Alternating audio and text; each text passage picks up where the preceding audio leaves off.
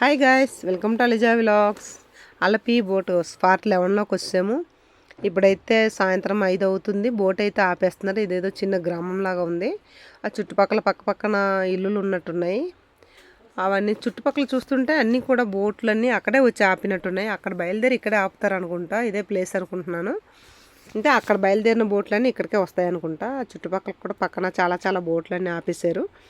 ఆపిన తర్వాత అయితే వాళ్ళకి అడిగామన్నమాట, ఇలాగ కింద దిగి కొంచెం దూరం మనం అలా నడిచి వెళ్ళి చూడవచ్చా అనేసి.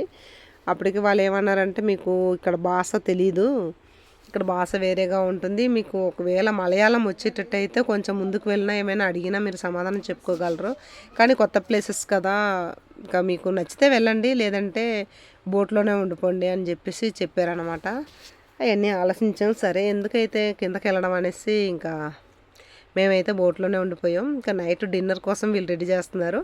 దాంతో ఏం చేస్తున్నారంటే, మొత్తం ఆ బోట్ చుట్టూరు ఉన్న గ్లాసెస్ మొత్తం క్లోజ్ చేస్తున్నారనమాట. అప్పటికి అడిగాం, ఏంటి గ్లాసెస్ అన్నీ క్లోజ్ చేసేస్తున్నారు, డోర్స్ అన్నీ క్లోజ్ చేస్తున్నారు అంటే, లేదండి ఇలాగా నైట్ పూట అయితే మనం ఆ లైటింగ్ వేసేటప్పటికి పక్కనున్న దోమలు, ఈగలు లాంటివి, చిన్ని పురుగులు లాంటివి లోనకు వచ్చేస్తాయి. ఎందుకంటే వాటర్లో పైన అక్కడక్కడ చెత్తలాగా ఉంది కదా, దీని దగ్గరదంతా లోనకు వచ్చేస్తుంది, డిస్టర్బెన్స్గా ఉంటుంది.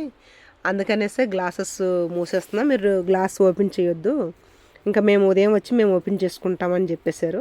సరేలే అనేసి ఇంకా అయితే చుట్టూరు మొత్తం గ్లాస్ మొత్తం క్లోజ్ అనమాట.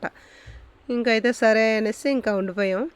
అయితే కొంచెం పిల్లలైతే ఒకసారి కొంచెం ముందుకు వెళ్ళేసి చిన్ని చేపలు లాంటివి పట్టడం, అలాగా కాసేపు అలాగా టైంపాస్ చేశారనమాట. మేమైతే వెళ్ళలేదు, ఆ చుట్టుపక్కల అవన్నీ చూస్తూ ఉండిపోయాం. ఎందుకంటే తెలియని ప్లేసు, ఇంకా వెళ్ళి ఇబ్బంది పడే కన్నా ఇంకా బోట్లోనే ఉండిపోదామనేసి ఉండిపోయాము. ఇంకా నైట్ అయిపోయింది. నైట్ డిన్నర్ అయితే రెడీ చేస్తారు. చికెన్ గ్రేవీ పెట్టారు, వైట్ రైస్, అలానే మేము తీసుకున్న ప్రాన్స్ కూడా ఫ్రై చేశారు, అలా ఫిష్ ఫ్రై పెట్టారు, తర్వాత పప్పు టమాటా బెండకాయ ఫ్రై, చపాతి, ఇవన్నీ కూడా టేబుల్ నిండుగా సర్దారు. నిజంగానే చాలా తృప్తిగా భోంచేసాము. చాలా టేస్టీగా వండారనమాట. పప్పు టమాటా అయితే సూపర్గా ఉండింది. అలానే చికెన్ గ్రేవీ కూడా కేరళ స్టైల్లో వండారు, చాలా బాగుండింది. ఇంకా అన్ని ఐటమ్స్ కూడా చాలా బాగున్నాయి. ఇంకా నెక్స్ట్ వీడియోలో కలుద్దాం.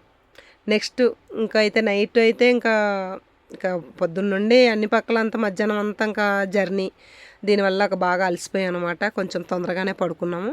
ఇంకా నెక్స్ట్ ఉదయం లేచిన తర్వాత బోట్లో ఏటి పెట్టారు, ఏటి సంగతి అన్నది కూడా నెక్స్ట్ వీడియోలో నేను అప్లోడ్ చేస్తూ ఉంటాను. అలానే నా వీడియో ఫాలో అయిపోండి, అలానే నా వీడియోని కూడా సబ్స్క్రైబ్ చేసుకోండి.